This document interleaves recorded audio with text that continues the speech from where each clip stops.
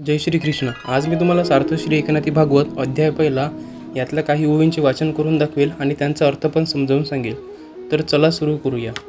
ओम श्री गणेशाय नमः. कश्यपाची नवलगोठी सूर नर किन्नर जन्मले पोटी. या लागी हे काश्यपी सृष्टी तोही कश्यपू उठी निजगमनी. मुक्तान माझी श्रेष्ठ भावो वेदीन वाखानिला वामदेवो. तोही द्वारकेहुनी पहा हो स्वयंमेवो निघाला.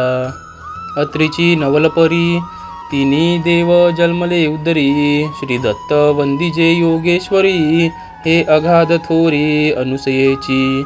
तो स्वयं अत्रे ऋषीश्वर श्रीकृष्ण आज्ञा तत्पर.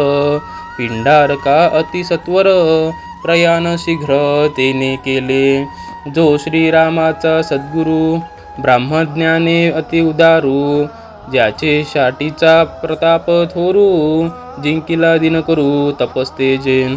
ऐसा जो वसिष्ठ महामुनी तोही कृष्ण संज्ञा मानुनी. निघाला द्वारकेहुनी शीघ्र गमनी पिंडारका. आणि देवर्षी नारदू त्याचाही अगाध बोधू. ज्यासी सर्वदा परमानंदू अति आल्हादू हरिकीर्तनी. ब्रह्मवीणा स्वयं वातू ब्रह्मपदे गीत गातू. ब्रह्मानंदे नाचतू निघे डुल्लतू पिंडारका.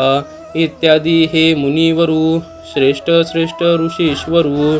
शिष्य समुदाये सहपरिवारू मिनले अपारू पिंडारकी. एवं पिंडारकी ऋषी सर्व शापानुग्रही महानुभाव.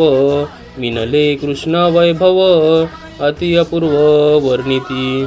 बाप लाघवी वनमाळी कुलक्षयो घडावया तत्काळी. कुमरी ऋषीश्वरांसी रांडोळी कपटमेळी मांडिली. निंदा अवज्ञा हेळन करिता ब्राह्मणांसी छळन. जेथ ब्रह्मद्वेष वाढे पूर्ण कुळक्षयो जाण ते ठाई. ब्राह्मणांच्या कोपापुढे कुळ कायसे बापुडे. महादेवाचे लिंग झडे इंद्र पदवी पडे समुद्री. तो समुद्रही केला क्षार ऐस्वादिज कोप अति दुर्धर. हे एकेकाचे चरित्र ते ऋषी समग्र मिनले तेथे. धरातळी ब्रह्म ब्राह्मण त्यांचे वचन परम प्रमाण. हे सत्य करावया श्रीकृष्ण कुळ निर्दळन स्वयं दावी. क्रीडांतस्थानु प्रवज्य कुमारा यदुनंदनाः. उपसंगृह्य पप्रच्छु रविविनीता विनीतवत. स्वभावाने उन्मत्त असलेले ते सर्व तरुण यादव क्रीडा करीत असताना त्या ज्ञानसंपन्न ब्राह्मणांच्या जवळ गेले व नम्रतेचे ढोंग करून त्यांनी त्यांना वंदन केले आणि विचारले. आता या ओवींचा अर्थ.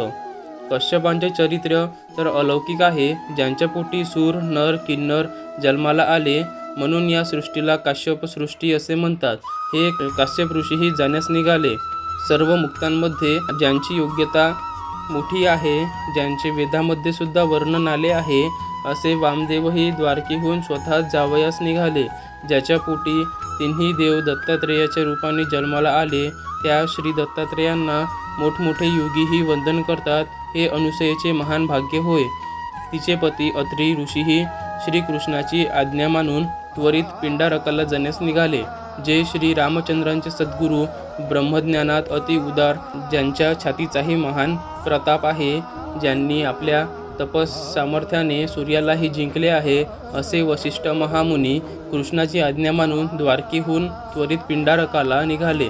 तसेच देवर्षी नारद त्यांच्या बोधही अगाध. नारायणाच्या नामामुळे जे सदैव परमानंदामध्ये असतात आणि जे हरिकीर्तनामध्ये रंगून गेले असतात, ते खांद्यावर ब्रह्मवीणा टाकून ब्रह्मपदे गात गात ब्रह्मानंदाने नाचत डुलत पिंडारकाला निघाले. असे सर्व मुनिश्रेष्ठ मोठमोठे ऋषीवर्य सहपरिवारास पिंडारकामध्ये अपरंपार एकत्र झाले. त्रास दिला असता शाप देणारे आणि ज्ञानभक्तीने प्रसन्न केले असता अनुग्रह करणारे महान सामर्थ्यशाली सर्व ऋषीमुनी या क्षेत्रात श्रीकृष्णाच्या अद्भुत वैभवाचे वर्णन करू लागले. सर्व जगाचा पिता श्रीकृष्ण आपल्या कुमारांच्या मनात या ऋषीश्वरांच्या कपटाचरणाने उपहास करण्याची प्रेरणा करीत झाला.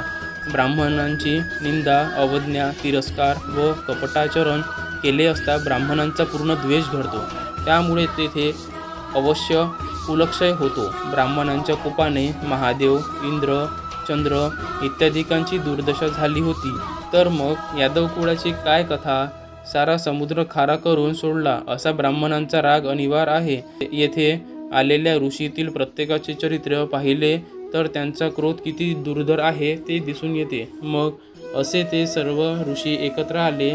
ब्राह्मण हे भूलोकांतील ब्रह्म आहेत. त्यांचे वचन परमप्रमाण आहे. ते सत्य करण्यासाठीच श्रीकृष्णांनाच स्वतः स्वकुलाचा नाश करून दाखविला. धन्यवाद. आणि माझ्या चॅनलला लाईक करा, सबस्क्राईब करा आणि कमेंट करायला विसरू नका. शेअर करा. धन्यवाद.